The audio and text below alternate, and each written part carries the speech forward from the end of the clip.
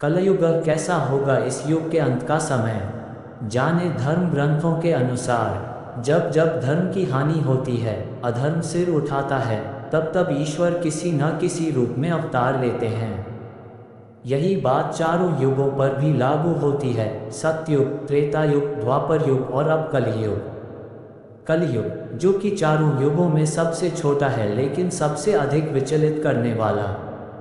इस युग की पहचान है अधर्म, लोभ, स्वार्थ और नैतिक पतन। लेकिन क्या आपने कभी सोचा है कि कलयुग का अंत कैसा होगा? क्या धर्म की कोई किरण बाकी बचेगी या सब कुछ नष्ट हो जाएगा?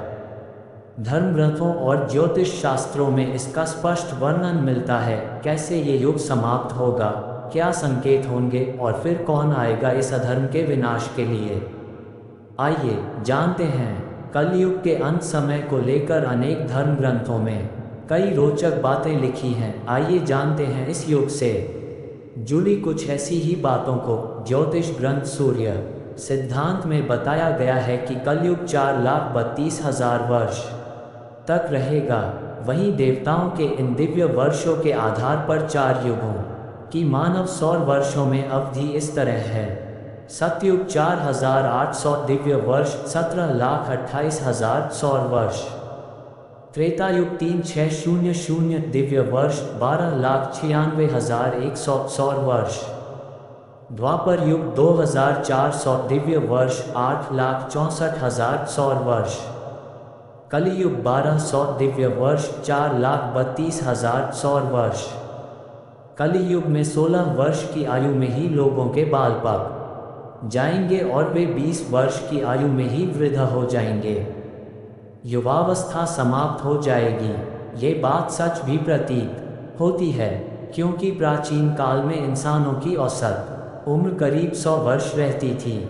उस काल में 100 वर्ष से कहीं अधिक जीने वाले लोग भी हुआ करते थे, लेकिन आज के समय में इंसानों की औसत आयु बहुत कम, 60-70 वर्ष हो गई है। भविष्य में भी इंसानों की औसत उम्र में कमी आने की संभावनाएं काफ़ी अधिक हैं, क्योंकि प्राकृतिक वातावरण लगातार बिगड़ रहा है और हमारी दिनचर्या असंतुलित हो गई है। पुराने समय में लंबी उम्र के बाद ही बाल सफ़ेद होते थे, लेकिन आज के समय में युवा अवस्था में ही स्त्री और पुरुष दोनों के बाल सफ़ेद हो जाते हैं। जवानी के दिनों में बुढ़ापे के रोग होने लगते हैं। पुरुष होंगे स्त्रियों के अधीन। भगवान नारायण ने स्वयं नारद को बताया है कि कले युग में एक समय ऐसा आएगा जब सभी पुरुष स्त्रियों के अधीन होकर जीवन व्यतीत करेंगे। हर घर में पत्नी ही पति पर राज करेगी। पतियों को डांट डपट सुनना पड़ेगी। पुरुषों की हालत नौकरों के समान हो जाएगी। गंगा भी लौट जाएगी वैकुंठ धाम।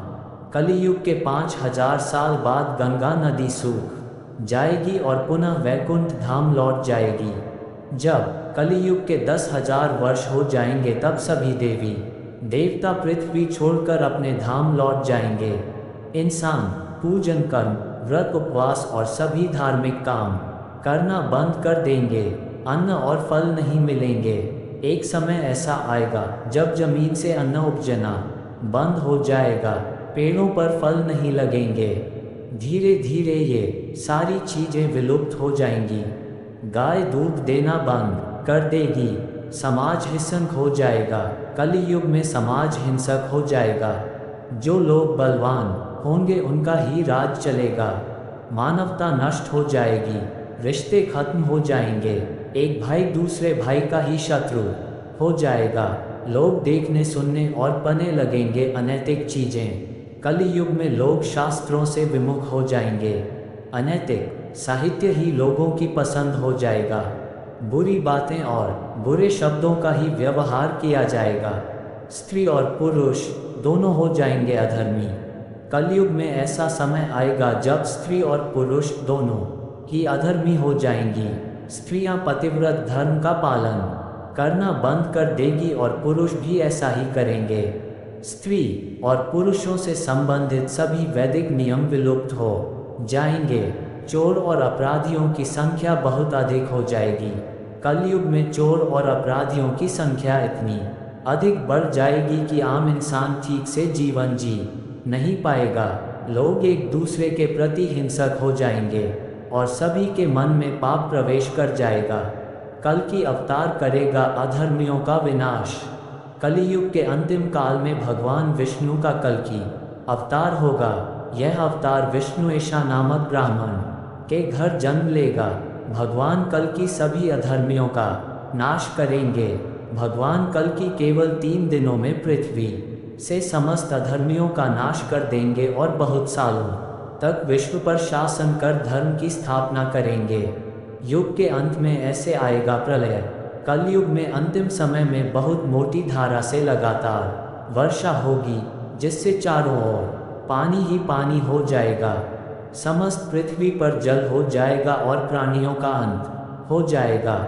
इसके बाद 1,70,000 वर्षों का संधिकाल, एक युग के अंत और दूसरे युग के प्रारंभ के बीच के समय को संधिकाल कहते हैं। संधिकाल के अंतिम चरण में एक साथ 12 सूर्य उदय होंगे और उनके तेज से पृथ्वी सूख जाएगी और पुनः सत्य युग का प्रारंभ होगा।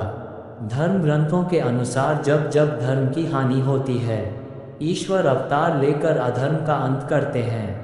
हिंदू धर्म में इस संदेश के साथ अलग अलग युगों में जगत को दुख और भय से मुक्त करने वाले ईश्वर के कई अवतारों के पौराणिक प्रसंग हैं। दरअसल इनमें सच्चाई और अच्छे कामों को अपनाने के भी कई सबक हैं। साथ ही इनके जरिए युग के बदलाव के साथ प्राणियों के कर्म, विचार व व्यवहार में अधर्म और पाप कर्मों के बढ़ने के भी संकेत दिए गए हैं।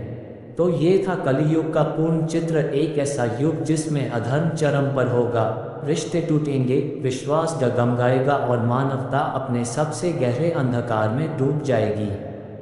लेकिन जहाँ अंधकार होता है वहाँ उजाले की आवश्यकता भी सबसे अधिक होती है।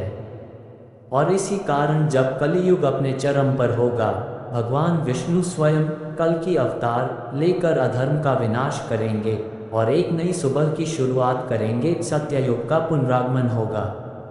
ये पूरी कथा सिर्फ भविष्य की कल्पना नहीं, बल्कि आज के कर्मों के लिए एक चेतावनी है।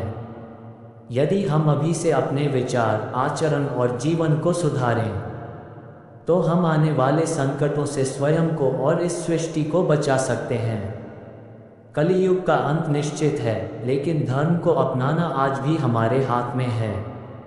जय श्री हरि, जय सनातन धर्म।